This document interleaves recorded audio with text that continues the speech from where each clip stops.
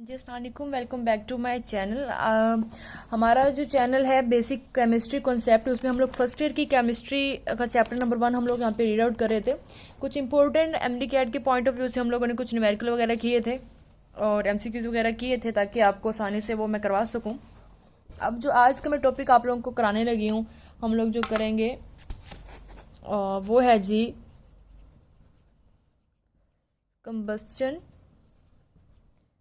Analysis.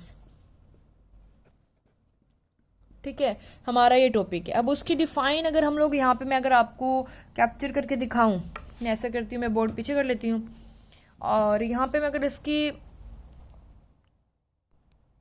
थोड़ा सा इसको हम लोग देखें तो कंबस्शन एनालिसिस में क्या कहता है कि the analysis which is made to determine the amount of different element present in a compound by burning the unknown amount of organic compound containing CH and O in the presence of oxygen is called combustion analysis। ठीक है, अब combustion analysis की हमने define तो यहाँ पे कर ली। अब अगली बात क्या आती है कि combustion analysis कैसे है, इंट्रोडक्शन उसका करेंगे। इंट्रोडक्शन जब हम लोग करेंगे ना, आपने ऐसे करना है कि हाथ में पेन वगैरह कुछ ले लेना है। इंट्रोडक्शन में कहते हैं those in this organic compounds which simply consist carbon, hydrogen and oxygen can be analysed by combustion. अब वो क्या कहते हैं कि ऑर्गेनिक ऐसे कंपाउंड जिसके अंदर कार्बन भी, हाइड्रोजन और ऑक्सीजन हो, उनको कंबस्शन के जरिए से एनालाइज किया जा सकता है। The sole product will be carbon dioxide and water. अब पहली बात तो क्या उसने बात की है कि ऐसे compound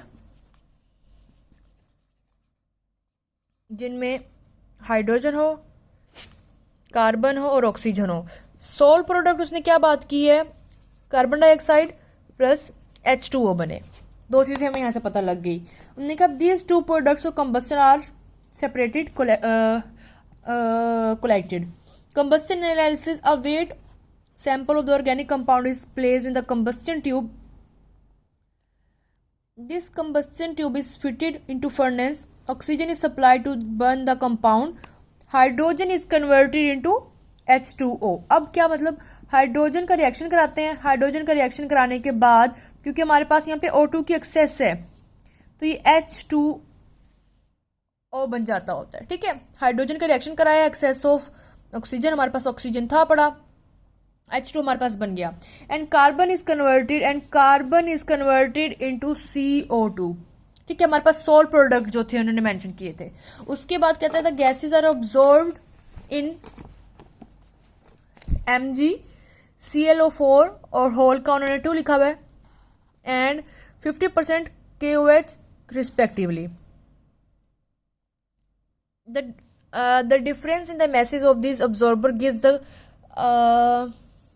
amount of H2O and carbon dioxide produced. वो कहते हैं कि डिफरेंस जो है ना ऑब्जॉर्बर गैसेस का, वो हमें कार्बन डाइऑक्साइड और वाटर की अमाउंट बताता होता है। The amount of oxygen is determined by the following method. सबसे पहले क्या है, sample of compound containing CH and other element. ठीक है, उसमें CH का होना शर्त है।